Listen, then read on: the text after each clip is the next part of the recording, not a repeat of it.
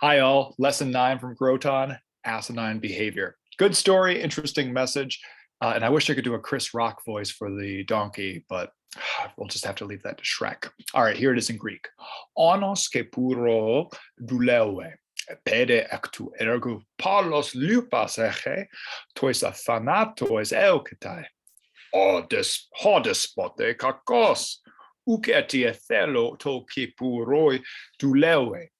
Ton onon hoitheo kaleusin karame de lewe. Alaparin, pede eti ton lupon, ton uk eleutheros hohonos, tois athanatos eukatai. Ton onon hoitheo birsodepse pempusin. Honos, pede blepe to tu despot tu ergon, tus proterus despotas pothe. Me speudete o oiketai alaten tus despotas. All right, good story.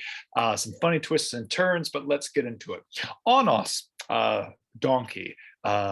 So we could get into a mule, which is a hemi-onos sometime later, but this is the wild donkey, apparently kind of domesticated from a wild, equine in sub-Saharan or like Saharan Africa. That's an interesting story beyond this. Local Chapel Hill story. If you know the Greek restaurant Kipos, it's coming from this word, garden.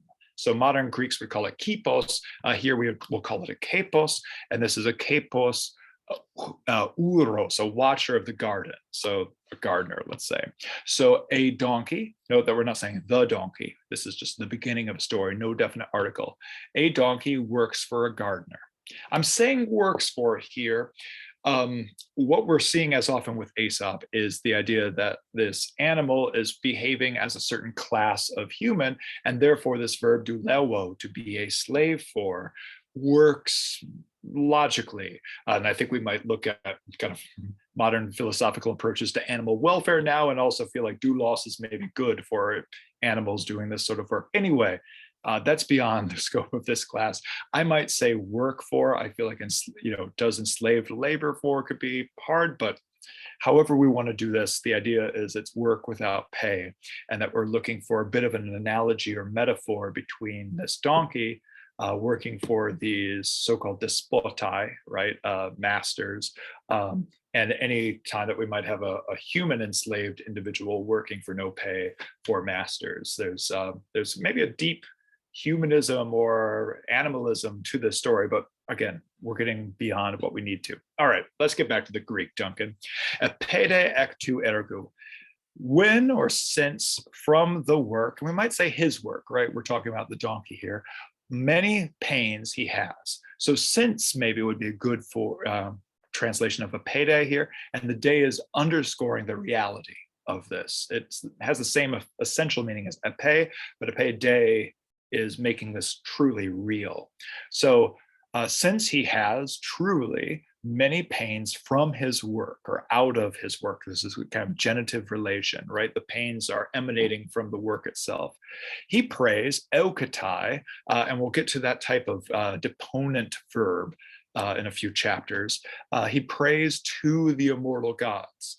So we don't say gods here. We don't have theoi here. They are simply the undying ones. Now, this is a to-termination adjective being used substantively here. No way to tell from athanatois itself what the gender of this noun is. That's where we look to the article tois. So this could be masculine or neuter, but in this context, we're talking about beings that have gender. So we want to say male gods that may also include some female or feminine deities within them. But so just simply the undying ones is probably the most literal translation, but we're talking about the gods from a Greek perspective. Hodespotes kakos. Note that we have here what position, attributive or predicate? Well, you tell me. Attributive has an adjective immediately following an article.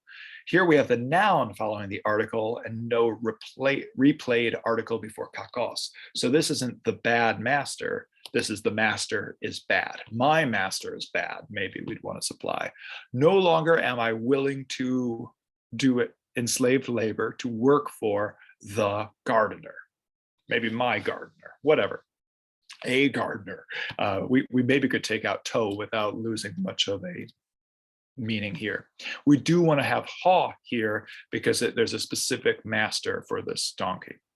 So the gods order the donkey kerame, to a potter. This is where we get ceramics from, obviously, to work for. So here again, this is a form that we haven't yet learned, but it is a dative form, working for. So it's the kind of indirect object. It's the recipient of the labor of the donkey. So where are we with this? The gods order the donkey to work for a potter. But again, kind of back again, right? The same thing replays.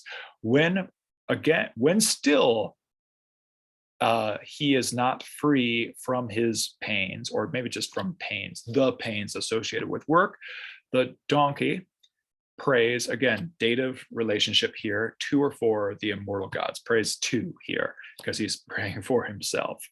The gods then send, the donkey the gods send to a tanner, right? So this is, as we see, a hide softener, so we can understand where this might be going. The donkey, when, probably here better than since, when he sees the work of his master, he desires, he wants, again, this is a verb form that we don't quite know yet. This is a contract, epsilon contract verb that explains the funky circumflex, but really you should see, yeah, that looks like a third person singular verb, just not with a recessive accent. We'll get there in a little bit. The subject of this verb, pathe, is ho'onos, the donkey. The donkey desires the previous masters. Don't hurry, don't be in a rush, don't hasten, oh domestic servants, okay, to change your masters. All right, so I think we can fight for equity and justice and a lack of indentured or enslaved work in general, but I think there's probably a broader meaning, and this is often what happens, both from Stoic philosophers and a lot of other ancient thoughts, that they use slavery and enslavement and the kind of patent injustice of that to explore a lot of moral, ethical issues. Maybe we can somewhat remediate these problematic texts from that perspective. This is thinking through what is fair and what is part of the human condition. Here we're getting the sense that, yes, there are many bad jobs, and just because one is not great doesn't mean another one will necessarily be better. But again, let's search for better futures based upon the past. I hope you enjoyed the reading, and I look forward to talking with you all sometime soon. Till then.